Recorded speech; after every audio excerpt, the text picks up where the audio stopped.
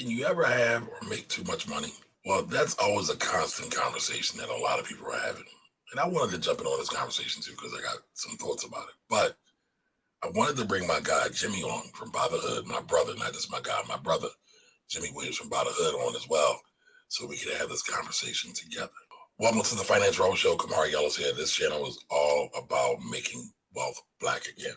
So here we go with Jimmy to talk about, can you have or make too much money? Making wealth black again. Where can I get that t-shirt? I got it already designed. It's about to come out. Make wealth black again. I like that. Yes, sir. Yes, sir. Shout out to Roberto Blake. He gave it to me. Gotta give credit, right? Gotta give credit. Yeah, absolutely. You know I'm about that. Shout out to Roberto, man.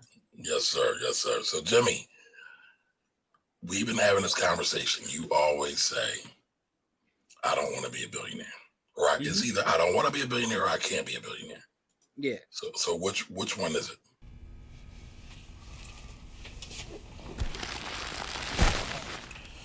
It's the thought. It's always a thought, right? So, I mean, obviously, the odds of becoming a billionaire, are very small. But it's just a thought that I often have out loud. Like, how does someone accumulate $1 billion? And I think about that because, let's be completely transparent, I'm very blessed, right? You know, not to brag or boast or anything like that, but I'm blessed. But one of the things that I struggle with is somewhat of survivor's remorse, right?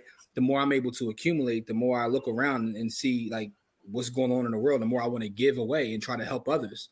So I always think about, as that starts to scale up, what would that look like? It would probably, more money, more problems, right? As the notorious B.I.G. or the great poet himself. Yeah, the great poet Christopher Wallace would say, like, but I understand, like, what would happen. So I don't think I ever could become a billionaire, because on that road up, I would be giving away so much and trying to help so many others that it would kind of get in the way of me achieving that goal. But it's not a goal of mine anyway, right? All right, well, hold that thought. Okay, but because when I called you the other day, I said, y'all want to get on. Mm-hmm. You then posted a video. Now I was inspired by something totally separate. Yeah, but then you shared this, and I thought it was really interesting. Everybody stuck together, period. Because we all connected, whether you black, white, that don't even matter. We all share the same experience. Yeah, because we don't need but so much. Yeah. Just imagine if somebody's struggling over there, everybody can 50 cents. Yeah. Just need a little resource. I don't understand. That's why I would never have $1 billion. Never. Right. Never. I would feel guilty if I had $1 billion. If I walk away, I would feel so guilty if $1 billion. Listen, I know you need $1 billion. Listen, I know it's kids in foster homes. Yeah, you know it's I know it's people that don't eat at night. Yeah. I know people that are struggling is about to get put out. I mean, my thing is this: I could take care of all of them with my interest and my money. Yeah. Like if I had I would never have $1 billion. And if I had $1 billion, you shouldn't look up to me. Yeah. Why would I have $1 billion when there's people out here doing so bad? Y'all at home, it's like this. Say air wasn't free, right? Mm-hmm. Now I got all this air. Y'all running out of air. Y'all can't breathe. But I was like, man, I work for this air. This is my air, y'all. Y'all suffocating. Y'all about to die.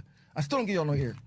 Well, how would y'all look at him like, this nigga got all this tons and tons of air that he got more air than he can even ever breathe, and he's not gonna, like, what the fuck? But it's the same thing. You shared that clip. Mm-hmm.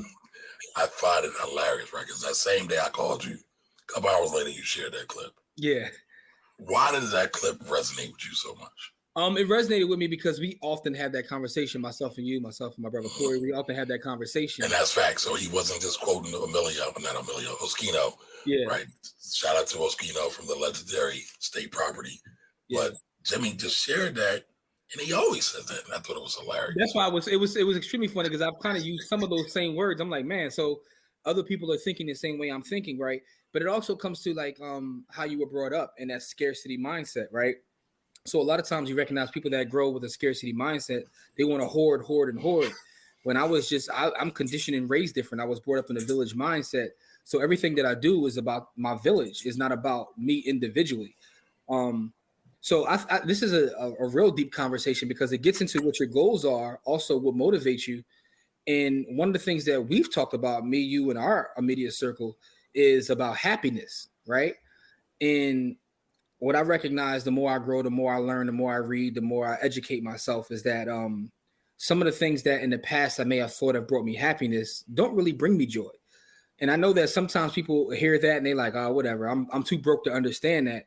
But the fact of the matter is, having resources is very important. Don't get me wrong. I'm not saying having resources isn't important, but there has to be a point where it starts to become decreasing returns by adding more to whatever it is you're doing. data shows in terms of income that there's a point where you don't get any more happiness, right? There's studies that have been done about this. But also in terms of wealth, there has to be a point, right?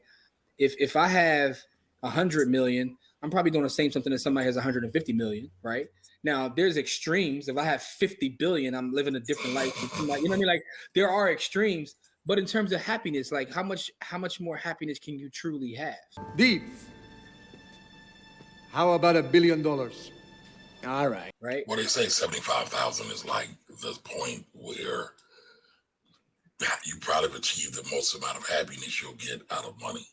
I always wonder about that figure because, like you said, 75,000 a year, and I'm talking about 75,000 a year in annual income versus if you got $750,000 a year in annual income. Those are two totally different lifestyles. I think it's context to that too, though, right? So if you have $75,000 and you don't have any debt, that's a different life. If you have $75,000 and you're sitting on student loans, you got a bunch of credit card debt, right? But this is where the conversation that never happens in our community. We have a lot of folks that are in our circle that deal with Black wealth, entrepreneurship, business, but no one ever talks about the idea of like stress, right? When you're building a real estate portfolio and you're scaling from having one property to having 5 properties to 10 to 20 to 30 to 40, right? There's a certain level of stress that comes when you add and scale up, right? If you're building a business that goes from, $25,000 a year to incomes of $1 million a year, there's certain stresses that come with that.